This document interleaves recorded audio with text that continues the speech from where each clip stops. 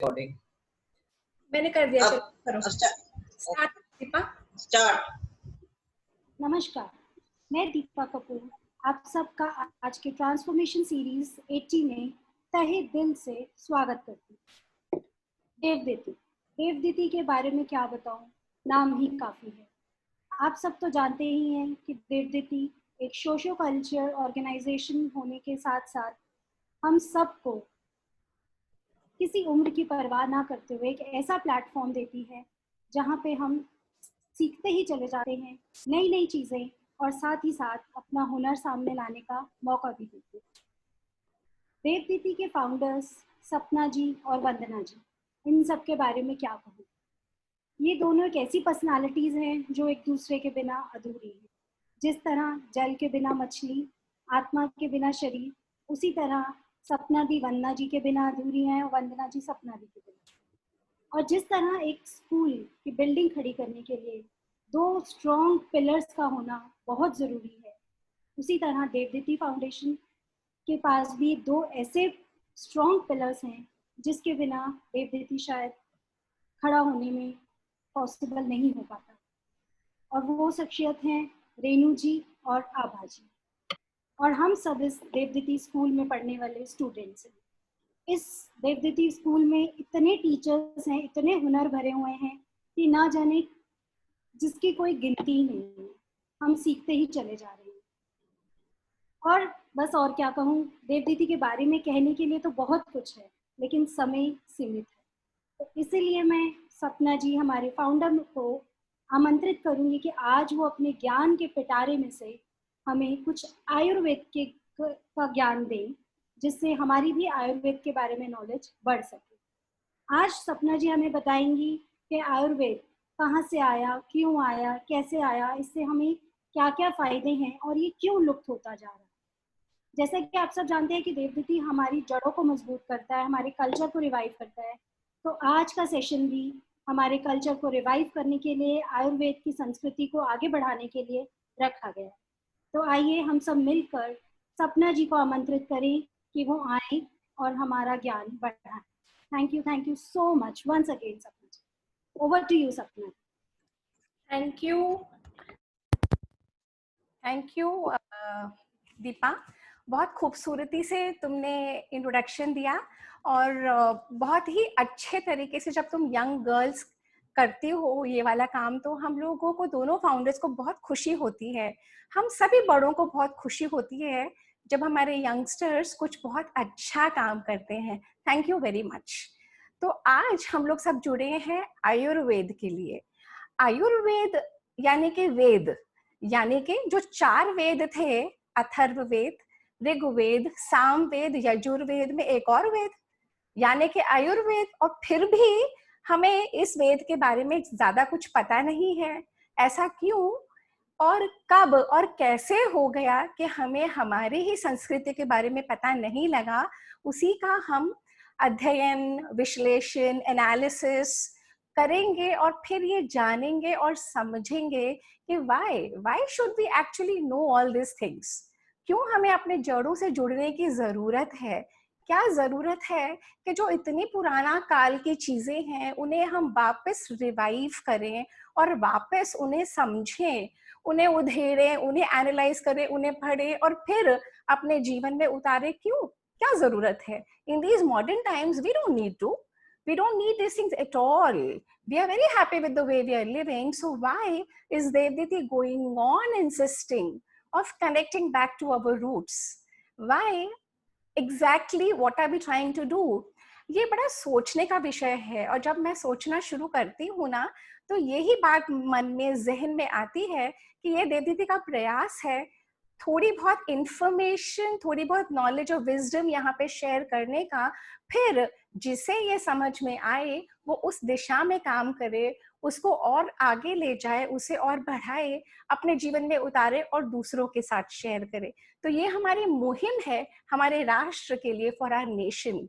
And exactly why, you know what has happened, because they been colonised for so long. And हम लोगों के ऊपर जो foreign rule रहा है बरसों से, रादर सदियों से, उसके बाद जो कॉलोनाइजेशन था उसने रही सही कसर खत्म कर दी, तो we people feel so inferior about ourselves. हम हिंदी को, हम हमारी सभ्यता को, हमारे ही कल्चर को इतना इंफीरियर समझने लगे हैं और छोड़ते चले जा रहे हैं।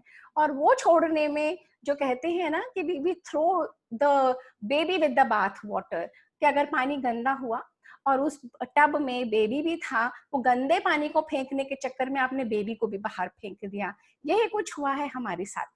हमारी ही संस्कृति का इतना मजाक उड़ाया गया, इतना कुछ हमें बताया गया कि ये अंधविश्वास है, इसमें कुछ भी नहीं रखा, ये किसी काम की नहीं है, हम लोग सब छोड़ते चले गए। और जबकि हमें इंडिपेंडेंस मिले हुए 70 साल हो चुके हैं, but we still are in that mode. एक बहुत ही फेमस डॉक्टर है, डॉक्टर BM हेगड़े। वो he is a very very famous Ayurvedic practitioner, not just Ayurvedic but Siddha और यूनानी और सारी ये ऑल्टरनेटिव जो मेडिसिन हैं उनके प्रैक्टिशनर हैं। करीबन 85 इयर्स के हैं। और वो एक टर्म यूज करते हैं RNI। हम सब ने NRI सुना हुआ है, नॉन रेजिडेंट इंडियन, पर वो टर्म कहते हैं RNI, यानी कि रेजिडेंट बट नॉन इंडियन। रहने वाले हम यहाँ के हैं, परंतु हमें सब कुछ जो यूरोप में या अमेरिका में होता है हमें वही अच्छा लगता है, हम उसी पे बिलीव करते हैं और वही हमें समझ में आता है। तो जो टर्म वो बताते हैं वो रेजिडेंट नॉन इंडियन, वही कुछ हमारी मन स्थिति है। रेजिडेंट नॉन इंडियन के हिसाब से ही हम अपनी भी संस्कृति को देखते हैं, क्योंकि हमें कुछ बताया नहीं गया, हमारे स्कूलों में पढ़ाया नहीं गया, हमें कुछ पता ही नहीं है।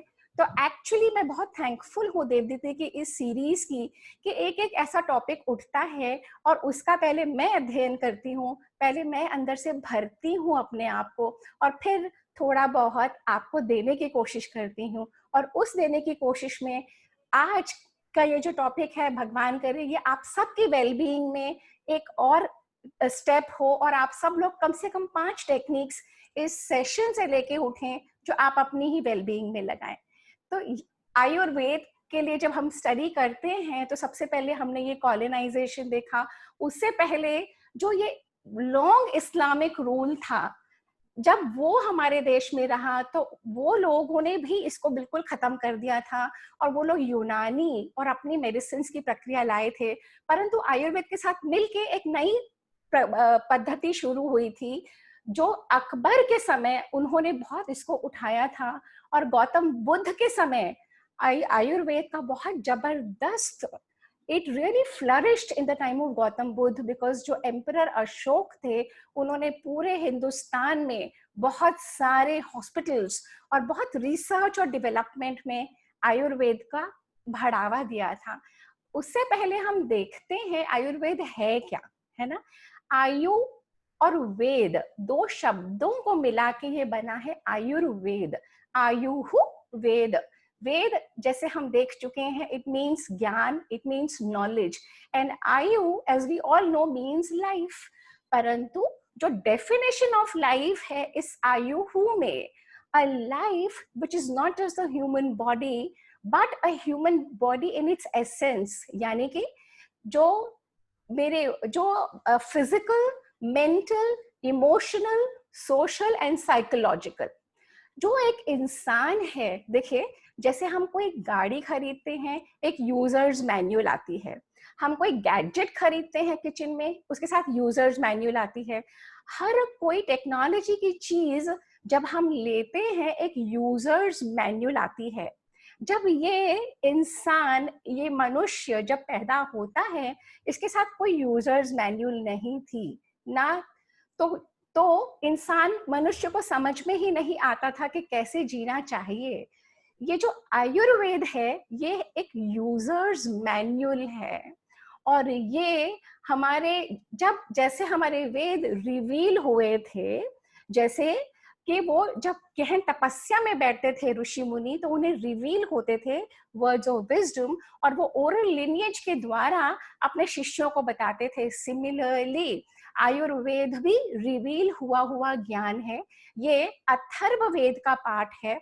अथर्ववेद कहते हैं चारों वेदों में से सबसे यंगेस्ट इज द अथर्ववेद, और अथर्ववेद में सारे ये जो स्पेल्स और हर्ब्स और पोशंस और ट्रीटमेंट्स, उसका ये कंपेंडियम है। तो अथर्ववेद उसी का उपवेद माना जाता है। तो ये जब रिवील हुआ था तो ओरल लिनिएज के द्वारा चल रहा था, और जब ताम्रपत्र वगैरह लिखने की बारी आई, तो जैसे आज साइंस है, क्या आप साइंस को कहेंगे कि वो किसी एक के द्वारा लिखा हुआ है? नहीं कह सकते ना, because many have put in their inputs in the knowledge called science. Similarly, in the knowledge called Ayurveda, बहुत सारे ऋषि मुनियों ने अपना योगदान दिया हुआ है इसमें, परंतु जो मेन है इसके वो है सुश्रुत और चरक और वाग्भट। ये इन तीनों का जो मेन बॉडी ऑफ नॉलेज आता है अलग अलग कालों में, अलग अलग सेंचुरीज में। आयुर्वेद तो जैसे हमने देखा टाइमलेस है, एटर्नल है। कहते हैं कि जब युग खत्म होते हैं, जब ये युगों का कालांतर चलता है, तो जैसे पूरी सिविलाइजेशन खत्म होती है और जब दोबारा प्रकट होती है, तो आयुर्वेद भी उसी के साथ प्रकट होते हैं। आयुर्वेद अनादि है जैसे बाकी हमारे वेद हैं, परंतु आयुर्वेद आया कहाँ से, इसके बारे में बड़ी ही सुंदर सुंदर स्टोरीज हैं, and I will share something with you. समुद्र मंथन तो आप सबने सुना होगा। जब समुद्र मंथन नहीं सुना तो मैं दोबारा सुना देती हूँ। इंद्रदेव बहुत परेशान हो गए थे क्योंकि दुर्वासा ऋषि ने उनको कर्स किया था। क्यों कर्स किया था? दुर्वासा ऋषि वहां से आ रहे थे और इंद्रदेव ने उनका स्वागत नहीं करा।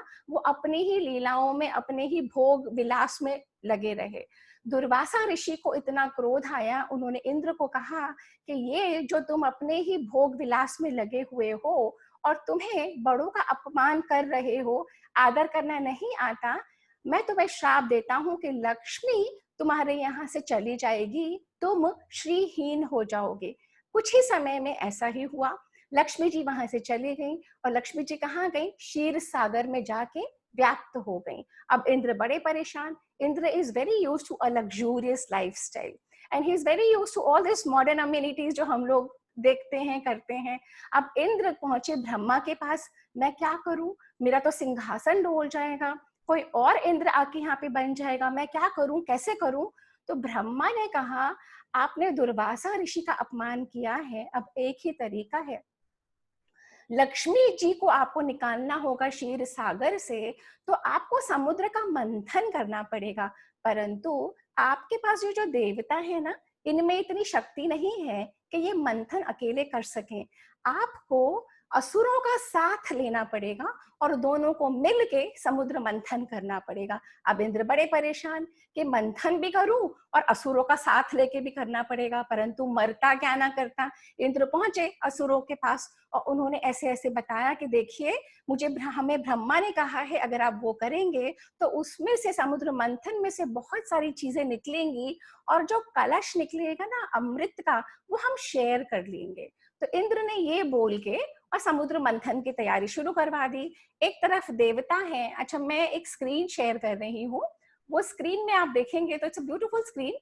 और 1 सेकेंड, हाँ, I am just retrieving it. अच्छा, ये आप लोगों को दिख रहा है समुद्र मंथन का स्लाइड? तो ये बीच में मंदर पर्वत है, वसुकी की रस्सी बनाई हुई है, एक तरफ देवता हैं और एक तरफ सारे दानव हैं, सारे दैत्य हैं। अब आप देखो किस तरह से पिक्चराइज्ड है। तो इस पिक्चराइजेशन में जो दैत्य हैं उनके अलग अलग तरीके के मुंह बनाए हुए हैं, कोई एनिमल या कुछ, और देवता यहाँ पे इस तरफ हैं on the left hand side.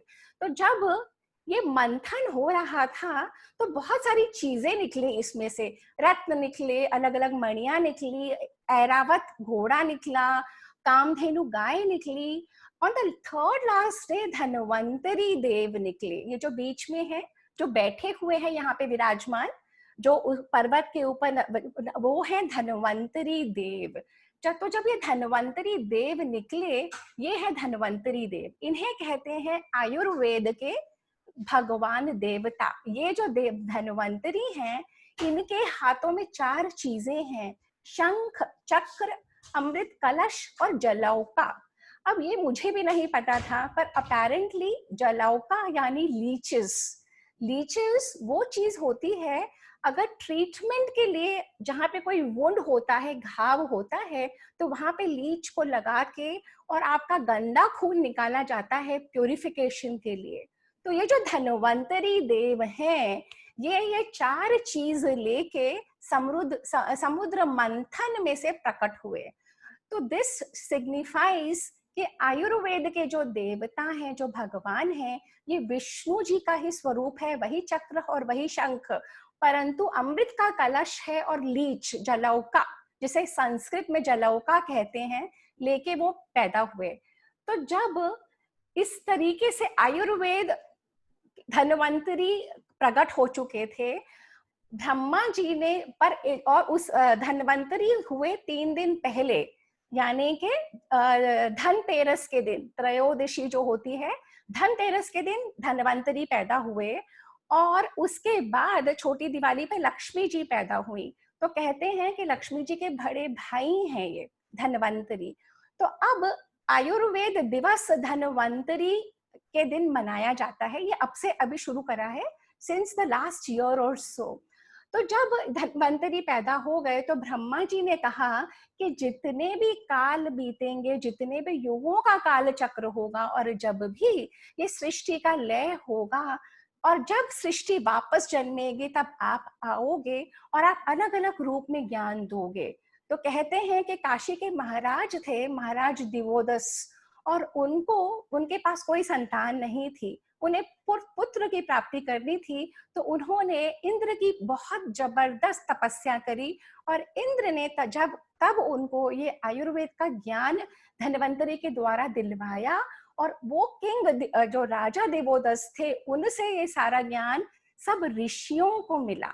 तो जब ये ऋषियों को ज्ञान मिला, जिसमें सुश्रुत भी थे, जिसमें चरक भी थे, तो जब बहुत सारे ऋषि थे, अत्रेय भी थे, और जब ऋषियों को ज्ञान मिला, तो ये बहुत बड़ा जो वॉल्यूम ऑफ वर्क था, जो ओरल लिनिएज में चल रहा था, इसमें 1 लाख श्लोक थे और 1000 के करीब इसके चैप्टर्स बनते थे। परंतु ये हुआ कि मनुष्य की जाति इतना संभाल नहीं पाएगी, तब इन ऋषियों ने इनको स्मॉलर कंपेंडियम बना के 8 विभागों में इसको डिवाइड करके, और फिर ये आयुर्वेद चला। तो जब ये 8 तरीके से, इसको कहते हैं अष्टांग आयुर्वेद। अष्टांग आयुर्वेद को अभी एक साइड में रखते हैं, मैं इसके बारे में आपको बाद में बताऊंगी। मैं फिर आपको स्लाइड्स की तरफ ले चल रही हूँ, जहाँ पे हम डिस्कस करेंगे कि ये जैसे ये चरक है। अब जब आयुर्वेद का ज्ञान आ चुका था समाज में, और आया इसीलिए क्योंकि दिख रहा था कि मनुष्य तो पैदा हो गया, परंतु इतनी सारी प्रॉब्लम्स है उसके लाइफ में, उसके तन मन धन, कहीं भी उसे शांति नहीं मिल रही थी, हर जगह प्रॉब्लम ही प्रॉब्लम चल रही थी। तो जो हमें लगता है ना कि आज के युग में प्रॉब्लम है, प्रॉब्लम हमेशा रही है। और इन्हीं प्रॉब्लम्स को डिफाइन करने के लिए यूजर्स मैन्युअल है ये आयुर्वेद। तो चरक जो थे, चरक ने बहुत एक्सटेंसिव रिसर्च करा था ऑन प्लांट्स एंड जड़ी बूटियों के ऊपर, और किस तरीके से किस जड़ी बूटी को यूज करके और क्या लाभ हो सकता है। चरक ने ही बनाई थी चरक संहिता। उस चरक संहिता में सारे जो सिम्टम्स थे डिजीजेस के, उनके ट्रीटमेंट्स, किस तरीके से देखना चाहिए, शोधन कैसे होगा, नाड़ी कैसे देखते हैं, सब इस तरीके का वो था। अब जब आयुर्वेद का ज्ञान लिखा जाने लगा, तो जैसे आप देख रहे हैं ये जो है ये ताम्रपत्र, इनमें जब लिखा जाता, और इनमें से कुछ मैन्युस्क्रिप्ट्स अभी भी म्यूजियम्स में रखी हुई है। अंग्रेज जो हमारे कंट्री से उठा के ले गए, अभी भी उनके म्यूजियम्स में है। तो ये तो हुई चरक की बात।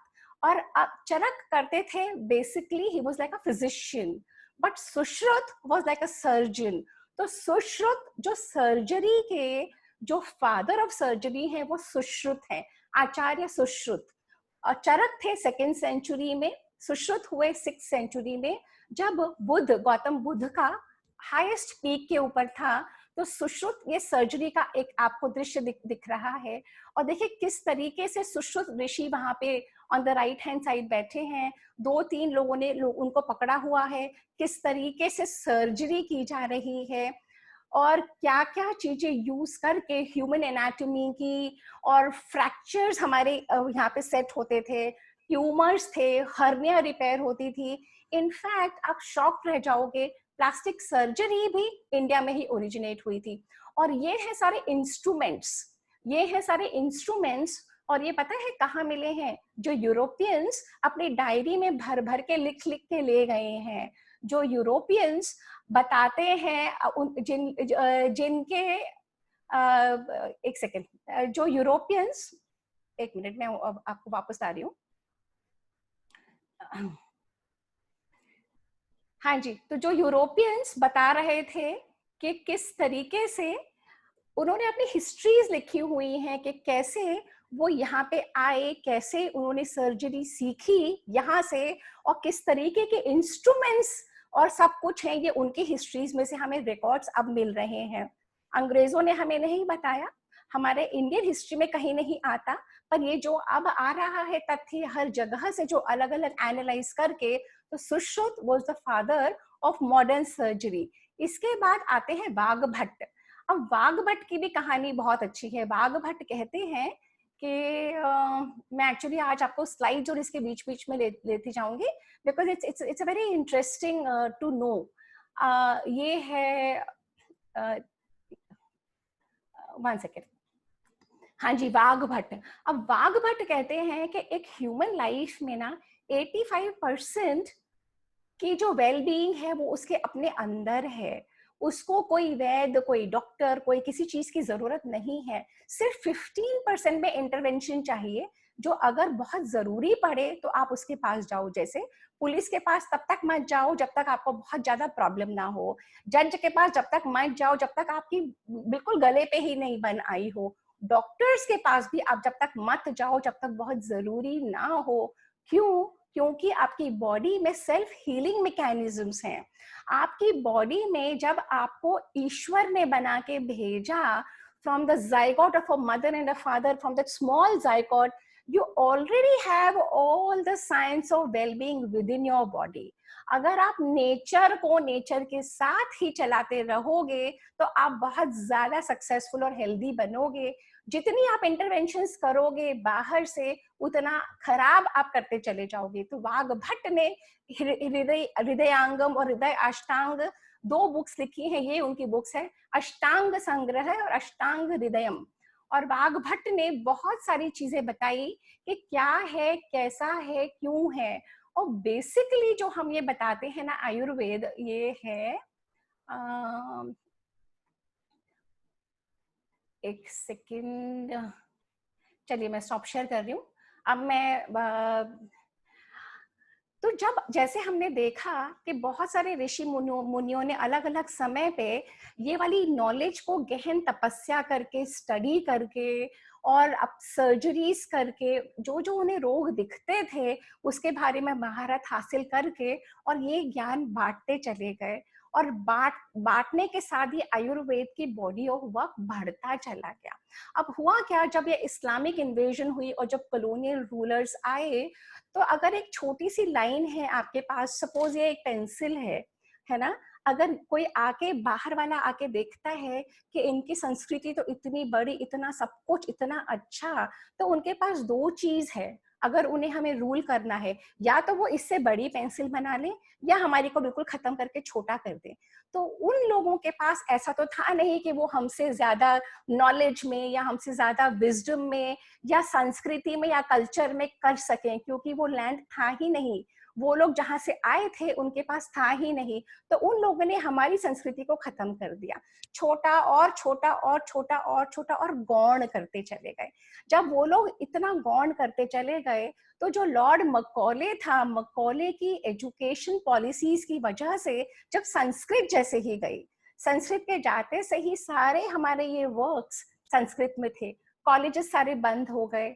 और इस्लामिक इन्वेजन में तो बुद्ध के समय जो नालंदा और तक्षशिला और विक्रमशिला और जो सारी यूनिवर्सिटीज थी, जब उनके ऊपर अटैक किया और जो सारी लाइब्रेरीज डिस्ट्रॉय कर दी, सारी लैब्स खत्म कर दी, सब लोगों की हत्या कर दी। सब लोग कहते हैं कि बुद्धिज्म को इंडिया से खत्म करने वाले सनातन धर्म था, पर सनातन धर्म कभी खत्म करने वाला हुआ नहीं। बुद्धिज्म को खत्म करने वाला भी इस्लाम ही था। यहाँ पे इतनी परसिक्यूशन हुई थी सारी यूनिवर्सिटीज की, बौद्धों की, कि वो लोग भाग भाग के श्रीलंका और थाईलैंड और मलेशिया और सारे अलग अलग अलग जगह चले गए। तो ये वाली नॉलेज भी उनके साथ चली गई। तो इस तरीके से नॉलेज को सिस्टमैटिकली रूइन करते चले गए।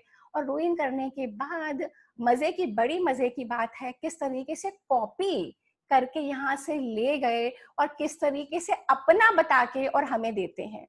That is the point that we all need to know कि कैसे हमारी ही चीज को ले गए और कैसे हमारी ही चीज को अपना बता के और अब हमको देते हैं।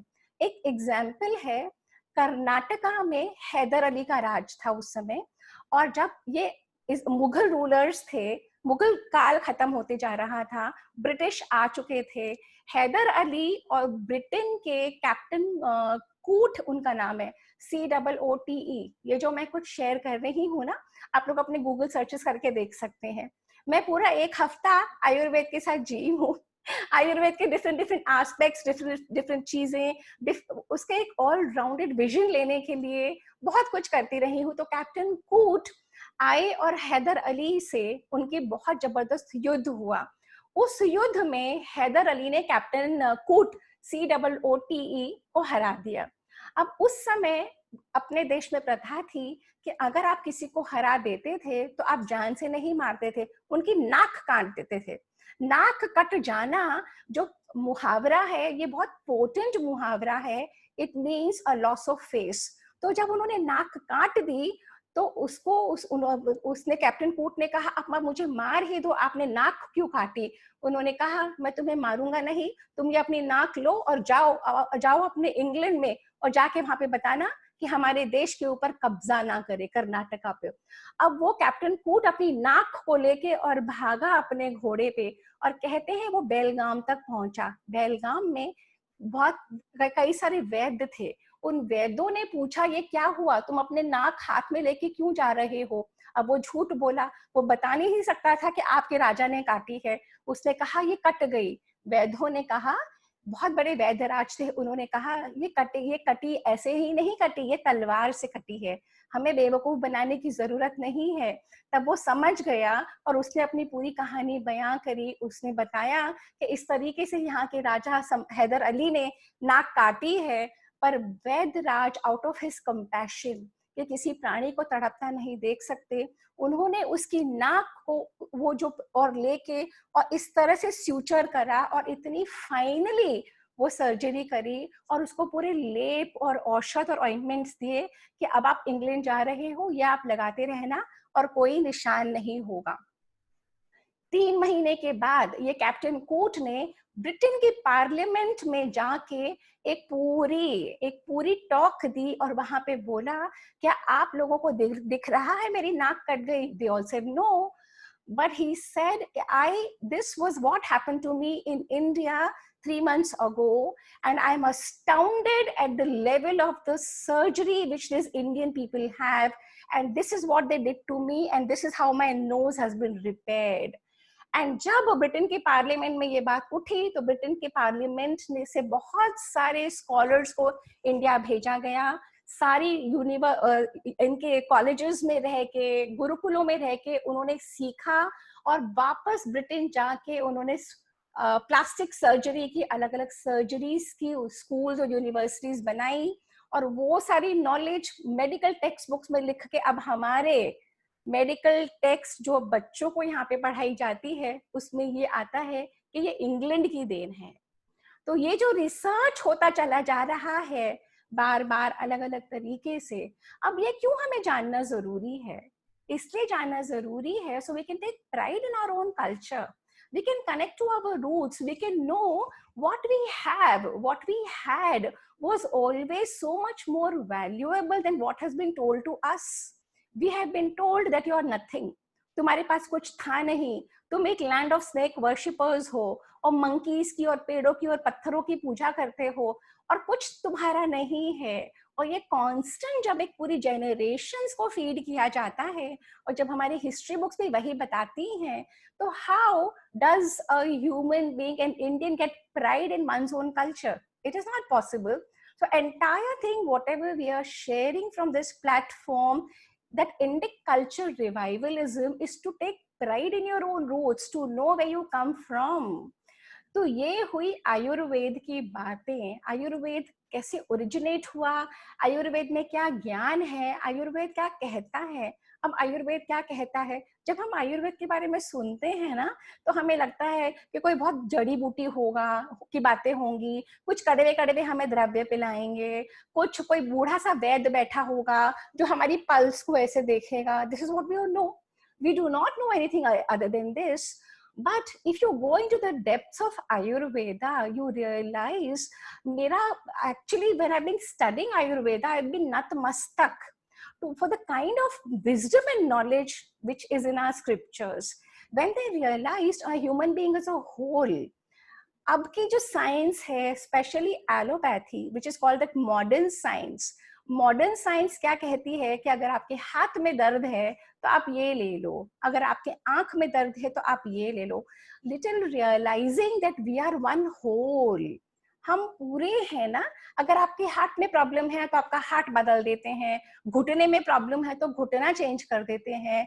जहां पे भी प्रॉब्लम है तो आपकी साइंस क्या हो गया है कि जैसे एक कार है, कार में अलग अलग कंपोनेंट्स हैं, वो कंपोनेंट्स को लगा के एक कार बन जाती है. तो this is what the modern science, so called modern science of today says, that a human being is like that.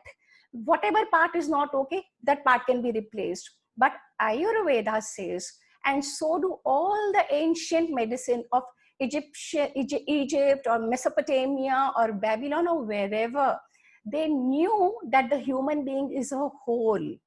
WHOLE, whole, एक पूरा. अगर हम एक भी अंग को ठीक करना चाहते हैं तो it has to be holistic. It has to be a complete system of treatment. और एक ह्यूमन बीइंग में mental, emotional, physical, social and psychological, हमारे बाहर का वातावरण का हम पे असर पड़ता है. सिमिलरली हमारे अंदर के वातावरण का हम पे असर पड़ता है. जो मेरी अपनी नेगेटिव क्वालिटीज हैं of anger and fear and greed and lust and whatever, they play on my body. Once a human being starts identifying that I am a mixture of everything and I cannot, if I hate you, it is as good as hating myself. If I feel any negative emotion for you, it is as good as feeling that negative emotion for oneself. That's why Ayurveda में सिखाया गया था a holistic way of life. जैसे योगा को और आयुर्वेद को twin sisters बताते हैं. They complement each other.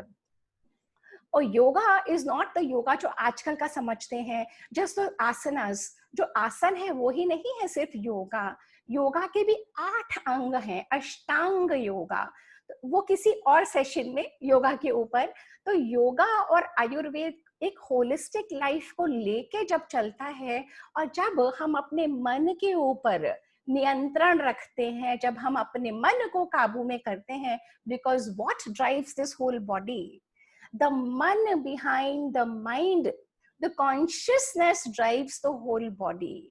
अगर मेरे मन में हमेशा गलत विचार हैं, अगर मेरे मन में हमेशा दूसरों के प्रति अच्छे भाव नहीं है, अगर मेरे मन में हमेशा आई है और वी नहीं, that means I stands for illness and WE stands for wellness. The moment जब हम I से हट के V पे चले जाते हैं, the moment we become all inclusive, it starts our journey towards wellness. ये आयुर्वेद बताता है.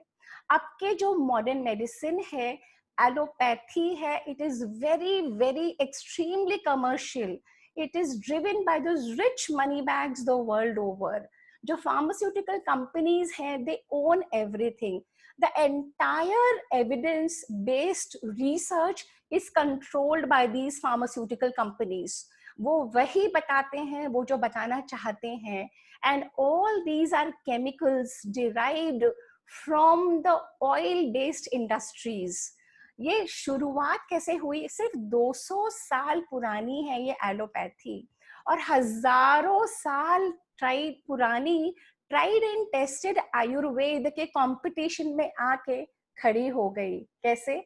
वो तो कंसिस्टेंटली डिस्ट्रॉय होती चली गई, और एलोपैथी को मॉडर्न मेडिसिन बोल के प्रमोट करते ही चले गए. और हम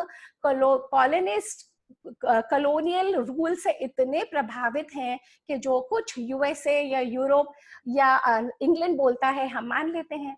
हम में अपनी बुद्धि है नहीं, हम अपने बारे में कुछ सोचना नहीं चाहते, हम इस शरीर में कुछ भी पॉप इन कर लेते हैं without going into the depth कि ये मेडिसिन क्या है और ये क्या कर रही है मेरे लिए. We don't realise. क्या हम अपने घर में हर एक को घुसने देते हैं? क्या हम अपना घर का दरवाजा हर एक के लिए खुला रखते हैं? हम बैड एलिमेंट्स को नहीं घुसने देते ना. सिमिलरली एलोपैथी की हर मेडिसिन का साइड इफेक्ट्स इमेंस है, और ये हमें ये लोग नहीं बताते. अगर आप कोई भी स्टडी खोलेंगे, एडवर्स ड्रग रिएक्शन ADR के नाम से एक बहुत बड़े पेपर्स पब्लिश्ड है इन Harvard, in John Hopkins, in the major medical establishments of the world. In USA alone, out of the biggest cause of deaths is ADR, adverse drug, the adverse reaction of drugs. Because जब ये लोग drugs की testing करते हैं, ये लोग labs में करते हैं अंडर आइडियल केसेस, और जब ये हम लोगों को ड्रग्स प्रिस्क्राइब करते हैं तो 4 या 5 ड्रग्स इकट्ठा या 10 ड्रग्स इकट्ठे. जब ये लॉन्ड्री लिस्ट ऑफ ड्रग्स हम अपनी बॉडी में डालते हैं, और जब ये केमिकल्स की इंटरमिंगलिंग होती है, और जब ये लिवर में पहुंचते हैं और लिवर इसको प्रोसेस करने की कोशिश करता है thinking it's a foreign body, तो that's why the liver and kidneys are the most affected. And we do not realize the kind of harm which is being done by this science called allopathy, which is a very new science, just 200 years old. और हमारी government ने आयुर्वेद को establish करने की कोशिश करी है, परंतु जब हम और आप जैसे लोग नहीं जाएंगे वैद्यों के पास, जब हम और आप जैसे लोग आयुर्वेद को नहीं मानेंगे, जब हम और आप जैसे लोग नहीं जानेंगे, तो हम अपने बच्चों को भी वही बताएंगे. No wonder this multi-billion trillion dollar industry is ruling our lives. और जिस तरीके से एडवर्टाइजमेंट्स ये लोग देते हैं, गले में खिच फॉरेन विक्स लो. Do you know Vicks is banned? Vicks Action 500 is banned in India, and Vicks has been banned the world over. Just go on Google and type the list of banned drugs worldwide, which is still being sold in India, and you would be shocked. You would be shocked to see the list of drugs जो वहाँ पे ban हो चुके हैं और India में बिक रहे हैं, और हम लोग खरीद रहे हैं ओवर द प्रिस्क्रिप्शन ड्रग समझ के, और हम लोग पक करते चले जा रहे हैं अपने अंदर, not realising what it is doing to us within. It is high time we wake up and we realize कि what is this doing, और इससे होता क्या है. अगर आप कोई भी ये फार्मास्यूटिकल कंपनीज का profit and balance sheet, everything is available on the net, आप खोल के देखिए, 20,000% प्रॉफिट्स पे ये लोग काम करते हैं. 20,000% प्रॉफिट मार्जिन्स है इनका, and India is a huge market for them, extremely huge. हम सब भागे चले जा रहे हैं ये so called modern medicine की तरफ. मैं इसी पे चैट पे तो नहीं, पर जब मैं अपना ये PPT शेयर करूंगी, I have put down a list of the websites which you can access to get this information. देखिए, एलोपैथी मेडिसिन से हम भाग नहीं सकते, it is a way of life, but we must use it in emergency. In 85-90% of our lives, we must live in a preventive mode. We must live in a healthy mode as prescribed by the Ayurveda, by the thing of सोना time से है, उठना time से है, कब आपको खाना है, कितना खाना है, कैसे खाना है. Ayurveda places a huge emphasis on food, on ahar, vihar, vyavahar and vichar. These are the 4 pillars of Ayurveda. When we start monitoring these, because why should we monitor? Because my health, my body is my priority. Why will the doctors take care? Doctors to keh denge, I tried. In any case, allopathy is only trial and error. It is very clear. You speak to any doctor and you ask him, how do they prescribe a medicine? Kabhi humne socha hai. Just because we don't even ask, and if we do, maybe they won't answer, but we have all the information available to study. हमें study करना चाहिए कि ये जो doctor कह रहा है, all the science in the world is coming back to Ayurveda now. Why? Because they have realized the immense destruction what this modern medicine has done to humankind. They have realized that in the process of just filling their pockets, अपनी जेबों को भरने के लिए उन्होंने इतना destruction, इतनी havoc मचाई है पूरी ह्यूमैनिटी के साथ. अब हम लोगों को जागने का समय है. अब हम लोगों को बैक टू द रूट्स जाने का समय है, to learn from our own wisdom what has been passed on over centuries. और नॉट जस्ट ये कल की आई हुई साइंस जो कहती है मैं ही सब कुछ, वो जो सब कुछ अपने आप को कहते हैं, ये हमारे आयुर्वेद के डॉक्टरों को बुला बुला के ले जा रहे हैं वहां पे. जर्मनी में बहुत बड़ी बड़ी इंस्टीट्यूट्स खुल रही है, यूएसए में खुल रही है, फ्रांस में, यूके में. अब जब ये वहां से आएगी ना, तब हम मानेंगे, क्योंकि अंग्रेजों ने कह दिया, उनका ठप्पा लग गया, तब तो हम मानेंगे ही मानेंगे. हम अपने देश की अपनी चीजों को नहीं मानते. In all the study that I have done for this whole week, literally my hair has been on खड़े हो गए मेरे रोंगटे कि हम क्या कर रहे हैं अपने आप के प्रति. हम क्यों कोई भी केमिकल, हम जानते भी नहीं कि जो फॉरेन बॉडी हमारे इसमें जा रही है, जो आयुर्वेद की मेडिसिन है, ये लोग उसको भी बहुत खराब बता के कि इसमें हैवी मेटल्स हैं और ये है और वो है, और हो सकता है आयुर्वेद की कॉन्कॉक्शंस भी ढंग से नहीं बन रहे हो. पर ये हमारी ड्यूटी है कि कोई अच्छा वैद्य, कोई अच्छा प्रैक्टिशनर, कोई अच्छे प्रिवेंटिव लाइफस्टाइल के ऑर्डर्स में हम जाएं और हम अपनी ही चीजों को देखें. If we don't, we can not just blame the doctors. We can just say कि डॉक्टर ने हमें दे दिया था. Doctors, literally there have been so many studies on placebo effect. 2 test case लिए गए. एक, ये सारा आप ऑनलाइन इंटरनेट पे जाके देख सकते हैं. द प्लेसिबो इफेक्ट नाम से बुक भी है, आप वो भी मंगवा सकते हैं. जब आप द प्लेसिबो इफेक्ट को देखेंगे तो देयर वर 2 टेस्ट केसेस. एक के साथ सर्जरीज हुई, एक के साथ नहीं हुई, रैंडमली 10 साल बाद दोनों को एग्जामिन किया. जिसके साथ नहीं हुई, they have lived a much healthier, happier life. और जिनके साथ हुई, वो कुछ आधे तो चले गए और आधे पेन में है. These have been published papers from the Harvard and from the John Hopkins, from Mayo Clinic. You all can go and analyze and read all those reports over there. Ayurveda को ये लोग खराब बताते चले जाते हैं. क्यों? क्योंकि इंडिया का जो ये मास मार्केट इनके कब्जे में है. We give them like billions of rupees. Our hard-earned money goes into all this. और बार बार आयुर्वेद में, और जो अब फिजिक्स में जो क्वांटम फिजिक्स आई है एंड क्वांटम बायोलॉजी में, they are proving what our Rishi Muni Mahatma said of yore. They say, I'm not remembering the name right now, but probably it is Schrodinger who said in his research paper, one of the Nobel laureates has said in his research paper, that I am but a small child in front of the scientists of ancient India. Whatever they have said now is coming true. हम समझते थे, in that paper he quotes, हम समझते थे कि the Europeans and the Americans know everything, but we do not know nothing. They are all coming back to our ancient wisdom while we are in the process of losing it. तो ये जो हम कर रहे हैं, एक एक topic को उठा के इन डेप्थ उस पर स्टडी करके by connecting to our roots is very important, because allopathy medicines has immense. एक और मजे की बात, allopathy as a word was coined by Samuel Hahnemann, something like that is his name. He was a homeopath. Homeopath के समय, homeopathy भी 250-300 साल पुरानी है, बहुत पुरानी नहीं है.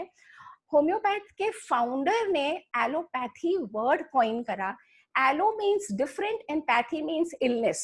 ही मेंट कि जब आपके शरीर में कोई बॉडी हो तो आप बिल्कुल ही कोई भिन्न, कोई डिफरेंट पदार्थ डाल के उसे ठीक करने की कोशिश करते हो. And he was it was a very caustic remark. वो बहुत उनको नीचा दिखा रहा था कि तुम हो क्या, एलोपैथ हो, तुम उल्टा उल्टा काम करके सोचते हो डिजीज ठीक हो जाएगी. पर ये एलोपैथी नाम स्टिक हो गया. जब ये allopath, actually this is very dear to me, इसलिए मैं इतनी वोकल हो रही हूँ. जब एलोपैथी की स्टडी हुई तो यूएस में उस समय 1915 के आसपास की बात है, बहुत सारे स्ट्रीम्स ऑफ मेडिसिन परस्यू किए जाते थे, परंतु एक सर्टन लॉबी जो बहुत रिच पीपल थे यूएसए के, ये सारी स्टडीज इंटरनेट के ऊपर हैं, आप जाके देखेंगे आपको मिल जाएगा. जब यूएस में उनको अपने फार्मेसी के ड्रग्स बेचने थे तो उन्होंने बहुत बड़े बड़े ग्रांट्स दिए मेडिकल इंस्टीट्यूशंस को. उन इंस्टीट्यूशंस में के बोर्ड में अपने लोग बैठाए जो उनकी बातों को नहीं मानते थे, वो सारे कॉलेजेस को बंद कर दिए. It's called the Flexner report. If you want you can write it down, the Flexner report. उस फ्लेक्सनर रिपोर्ट में जब 1915 के आसपास 200-250 कॉलेजेस थे, सबको बंद करके सिर्फ 40 मेडिकल कॉलेजेस खुले छोड़े जिनपे ये रिच लोगों के लोग बैठ गए, और सारी मेडिकल इंडस्ट्री इनके हिसाब से इंडस्ट्री बन गई. टोटल कमर्शियलाइजेशन हो गया. ये बड़ी बड़ी फार्मा कंपनीज के अपने पेट भरने के, और इतने जिस तरीके के एडवर्टाइजमेंट्स हम लोगों को देके, अब हमें क्यों आयुर्वेद पे भरोसा नहीं है? Because we don't see about it, we don't read it, or we don't hear about it, while allopathy is constantly bombarded to us from everywhere.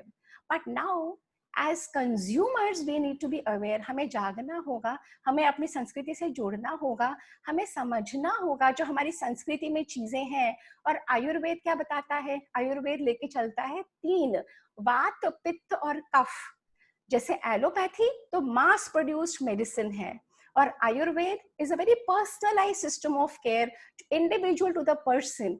आप बैठे हो, आपके वैद्य जी बैठे हैं, वो आपका पल्स देखते हैं, आपकी आंखें देखते हैं, आपके बॉडी की, आपकी त्वचा से, आपके पसीने से और आपकी और फिजियोलॉजिकल से वो सिम्टम से आपसे बातें पूछते हैं, आपके लाइफस्टाइल के बारे में बातें पूछते हैं. What do you eat, when do you eat, कैसे खाते हो, कब खाते हो. So he treats you, he asks everything about you. और जब वो परीक्षण करते हैं और जब अपने बारे में बताते हैं जब हम लोग, तो he makes an analysis for himself. और उसके बाद आयुर्वेद के अष्टांग अंग आते हैं. Let me just take you to a share screen for a moment and I will just show you कि किस तरीके के अष्टांग अंग आते हैं.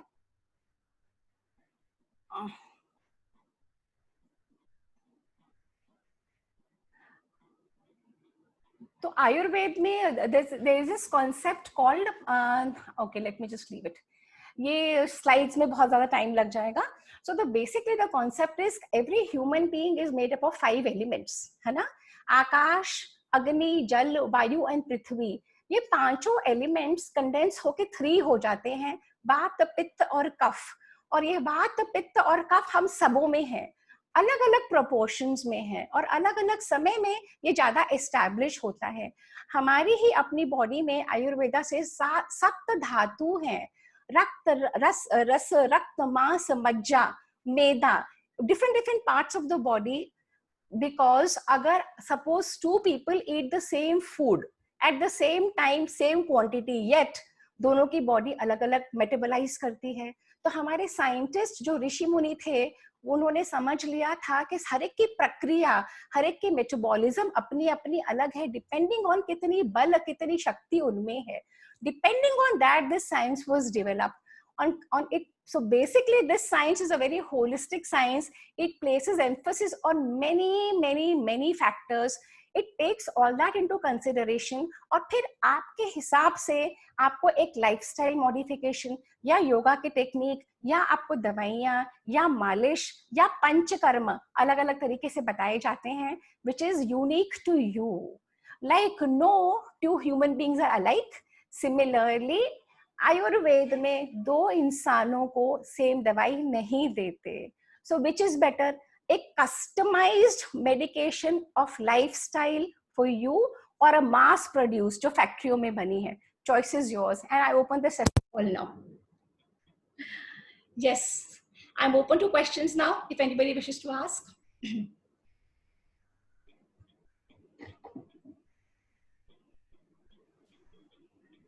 Excellent, Sapna. हाँ, किसी का हाथ नहीं, किसी ने रेज किया है. Nobody has a question to ask. So Lavina wanted to share that when she was young, she was 13, she was also recovered by you, Ayurvedic. There's one hand. Let me see. Kanchan Khurana. Kanchan ji, please.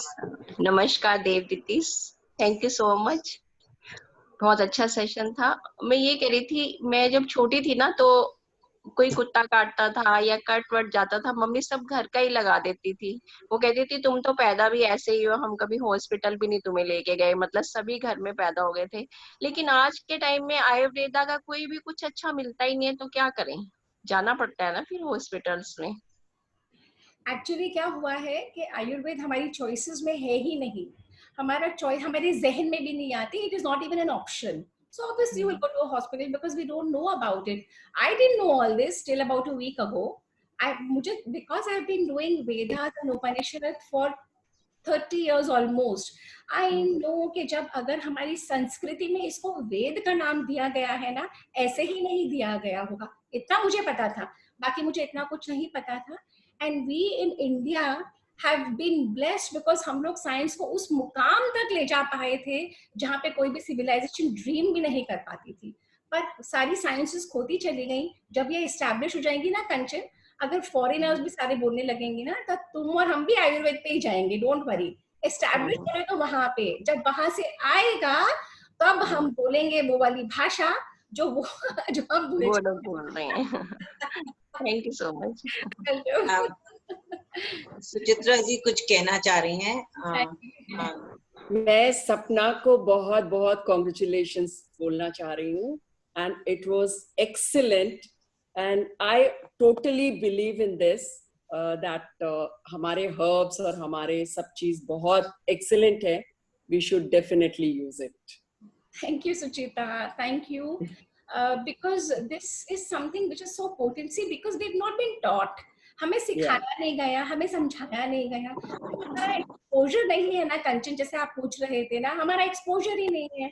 और जब मैं बहुत छोटी थी, मेरे नाना जी ने पूरी village को अछनेरा ने उन्होंने वैद्यशाला डोनेट की थी. तो I have very little idea. I must have been very small.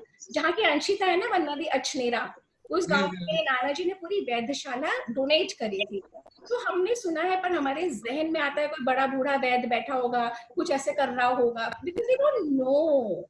But now Patanjali has been doing phenomenal work. और बड़े बड़े लैब्स एस्टैब्लिश हुए हैं. ये मोदी गवर्नमेंट ने बहुत जबरदस्त काम किया है इंडिया में. पर होगा क्या, ये सारा काम होगा, पर अगर पेशेंट्स ही नहीं जाएंगे तो वो लोग क्या करेंगे. So it has to be a multi-pronged strategy.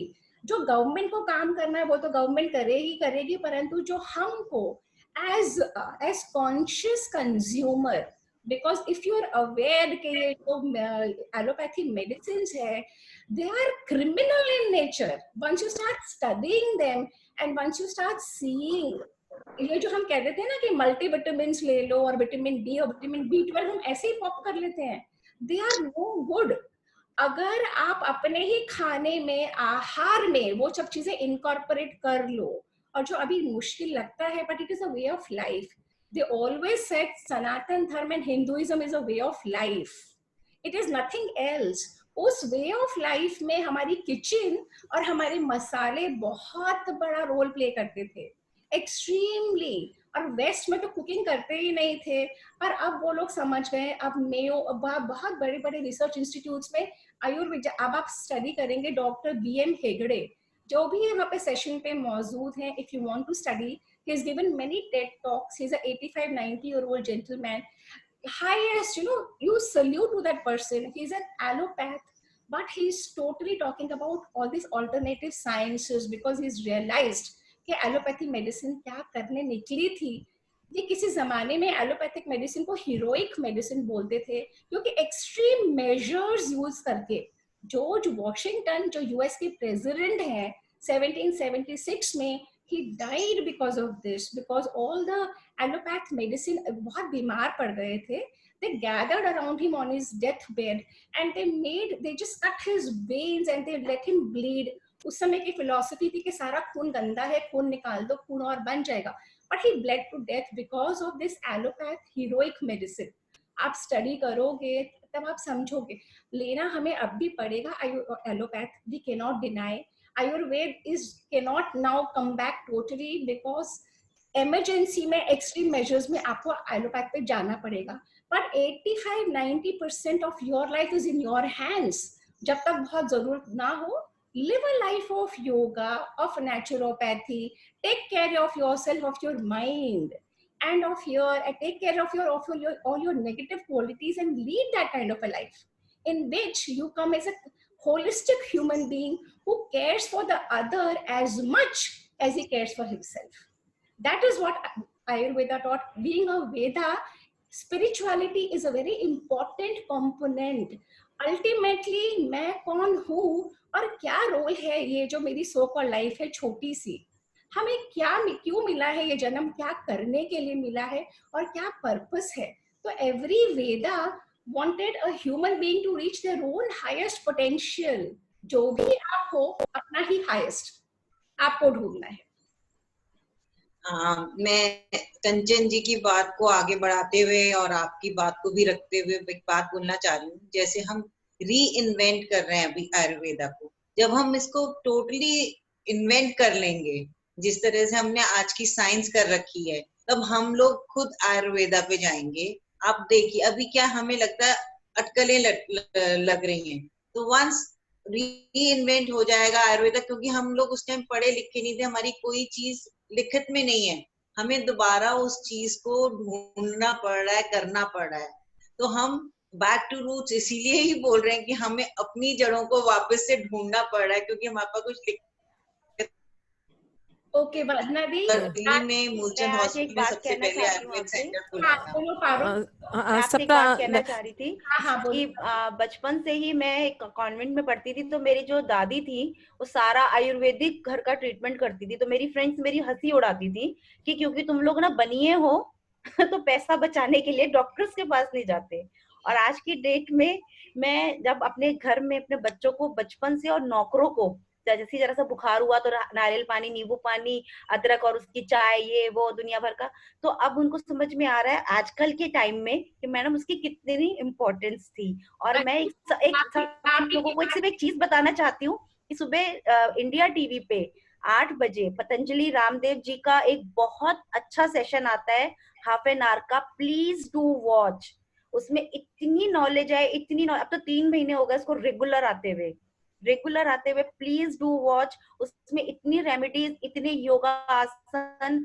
One day we will feel proud कि हम उस समय जिंदा थे जब वो बाबा रामदेव जी थे. I am not a follower of any baba और एनीथिंग, नो, बट फिर भी जो उन्होंने रिसर्च करी है, जो सब कुछ आयुर्वेद के लिए किया है, जैसे हम योगा डे बना रहे हैं, एक दिन हम आयुर्वेदा वर्ल्ड डे मनाएंगे. Well said Ajju. और ये सारी रिसर्च हमें जॉन हॉपकिंस और हार्वर्ड और ऑक्सफोर्ड और कैम्ब्रिज से आनी शुरू हो गई है कि जैसे हमारी दादी माँ, जो तुमने बताया ना, दादी माँ के नुस्खे वो ही सबसे बेस्ट है. अब ये लोग कहते हैं ना, पहले हमें कहते थे डिकोल टोटल ले लो, विक्स ले लो, किचकिच विक्स ले लो. विक्स वहां तो बैन हो ही चुकी, यहाँ पे बिक रही है खुले धड़ल्ले से. परंतु कहते हैं कि सिर्फ और सिर्फ गर्म पानी आप 1 घंटा तक धीरे धीरे सिप कर करके। अच्छा, let me share this quickly. I was saying कि 5 ऐसी चीजें हैं जो इस सेशन के टेक अवे होनी चाहिए। अगर वो हम 5 भी अगर हम अपने लाइफ में लागू कर लेंगे, और अंजू जानती है, ये पतंजलि को सुनती है, एक राजीव दीक्षित होते थे, अंजू अगर आपको पता है तो वो राजीव दीक्षित, वो 2010 में ही पास्ट अवे, वो बताते थे कि ये 5 चीजें हैं जो उसमें से मुझे याद है अब शेयर करने की हूँ। पानी कभी भी गड़ गड़ गड़ करके मत पिए, पानी सिप कर करके पिए। फर्स्ट रूल इज पानी सिप कर करके पियो। सेकेंड इज खाने के साथ, भोजन के साथ कभी भी पानी नहीं पीना, एंड 1.5 घंटे बाद में या 1 घंटे पहले। थर्ड इज ठंडा पानी कभी भी नहीं पीना। And I know it is very difficult for most, सबकी हंसी मैं देख रही हूँ। ठंडा पानी कभी मत पियो if you want a good glow on your face and if you want your digestive system to work properly. Fourth is भोजन को, खाने को इतना पचाना है, इतना चबाना है, it should become like a liquid in your mouth every and we must be very aware of what we are eating and chew your food till it becomes a liquid. And fifth is आलती पालती मार के बैठ के खाना शुरू करो।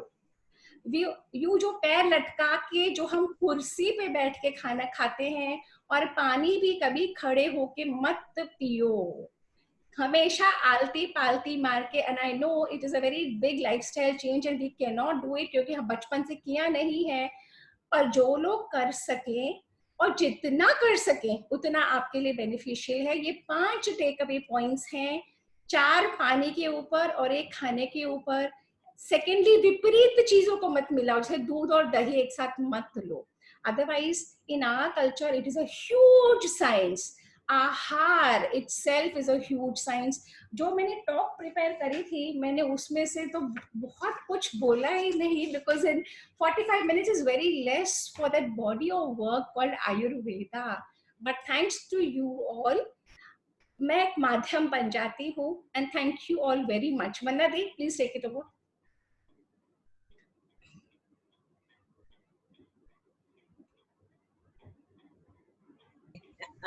हाँ, सपना जो तुमने बताया ना, वही बताते थे कि जो पानी पियो वो खाने की तरह, और जो खाना खाओ उसको पानी बना के पियो, इतना चबाओ कि इट बिकम्स लिक्विड। और वैसे आजकल के बच्चे, मैंने अपनी डॉटर को देख रही हूँ, सुबह हल्दी का पानी, मतलब they are coming back to Ayurveda. This is because of आंवले का Corona. पानी, It is, हाँ। So it has become a blessing in our life। China ने सोचा हम इनको मार देंगे, लेकिन we have started living in our own culture। a positive thing about Corona that it is we have started living। हम लोग अब Yes. जीना सीख गए हैं अच्छा, घर में रह के। वंदना दी, 1 second before you wind up। Okay, so there is one or two points on the chat। So what has happened is कि मोदी जी ने सरिता विहार में, जो न्यू फ्रेंड्स कॉलोनी से आगे जाके अपोलो के आसपास या उससे आगे, जैसे ऑल इंडिया मेडिकल इंस्टीट्यूट है, वैसा ही एक बहुत बड़ा इंस्टीट्यूट फॉर आयुर्वेद आ रहा है।